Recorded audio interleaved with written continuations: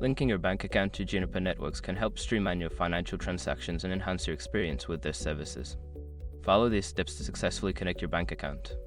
Step 1. Create or log into your Juniper account. Visit the Juniper Networks website and either create a new account or log into your existing account using your credentials. Step 2. Navigate to Account Settings. Once logged in, locate the Account Settings or Profile section in your account dashboard.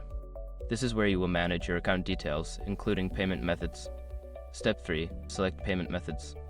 Make sure your information is protected first. Most people don't think about breaches until something actually happens to their accounts.